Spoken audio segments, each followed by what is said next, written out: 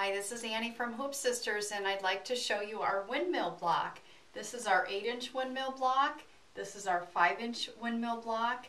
And other than size difference, there's also slight layout difference here. So now I'd like to show you what you need in order to make the windmill block. To make the windmill block, you'll first need a piece of batting that is large enough to fit your hoop for all the blocks you need to make. You'll need your backing fabric. You'll need fabric 1, fabric 2, and fabric 3. And then there's 2 thread colors you'll need. This will be my thread A and my thread B. Your thread A should be matching to fabric 1. And also for both the threads, you'll need a matching bobbin wound with that color thread. You'll also need an embroidery bobbin, some water-soluble thread, and some temporary spray adhesive. So let's get started. For step 1, you're going to hoop your battleizer, and you're going to place neutral thread in the needle and the embroidery bobbin thread in the bobbin, and you're going to sew the pattern onto the battleizer, which I've done here. For step 2, you're going to put water-soluble thread in the needle only, and you're going to take your fabric 1 right side up, and you're going to place it over this section and let the machine sew a tack down stitch. Here we are with our completed step 2, and we have our fabric that is tacked down with water-soluble thread to the battleizer.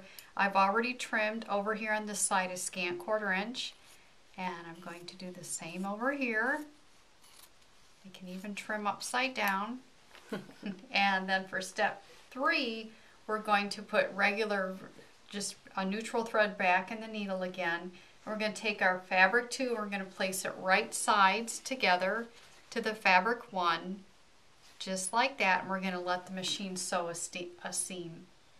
Now that our seam is sewn, we're going to put water-soluble thread in the needle only. We're going to flip our fabric 2 right side up. We're going to finger press right here, and the machine's going to stitch a tack down stitch.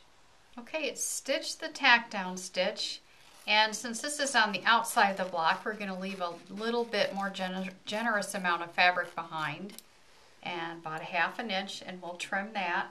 And then for step number 5, what we're going to do is take our fabric 3, and we're going to lay it right sides down to fabric 1 and 2, and just like that, and we're going to let the machine stitch a seam. You need to just have your regular neutral thread in the machine to do this. For step 6, you're going to place your water-soluble thread in the needle only. You're going to take your fabric 3, you're going to flip it so the right side is up, you're going to finger press, and the machine will sew the tack down. Okay, now that it did stitch the tack down, anything on the outside of the block, you need to trim it and leave about 1/2 inch of fabric on the outside edge. For trimming on the inside of the block, you're going to want to trim it a scant 1/4 inch inside the block. And let me just trim this real quick. And then what we're going to do, the final area that you see here that still needs fabric, we're going to take our fabric 1, and we still have our water-soluble thread in the needle, and we'll cover our fabric 1 over this section and let it stitch a tack down. Okay, we have stitched our tack down stitch, and I have trimmed real close to that stitching as you would for machine applique. And for step number 8, you're going to put your thread A in the needle only, and it's going to sew a stem stitch. In my case, it's the green, which is the same color as my fabric 1, and we do recommend that you try and match your stem stitch thread with your fabric 1. Okay, you can see our stem stitches are finished, and the entire front of our block has all the fabric on it that it needs.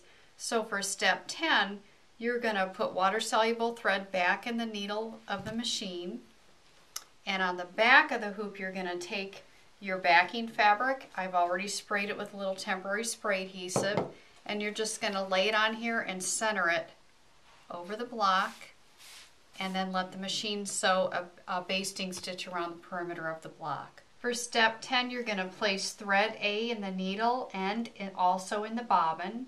And we also recommend that at this point, since we have our backing fabric on, that you turn the thread cutter off if you have that feature on your machine, and also bring your bobbin thread to the top of the hoop, and then it will sew a stem stitch. For step 11, you're going to place your thread B in the needle and also in the bobbin, and it's going to sew the quilting stitches. Here is our finished windmill block. It's a beauty, isn't it? Isn't that pretty?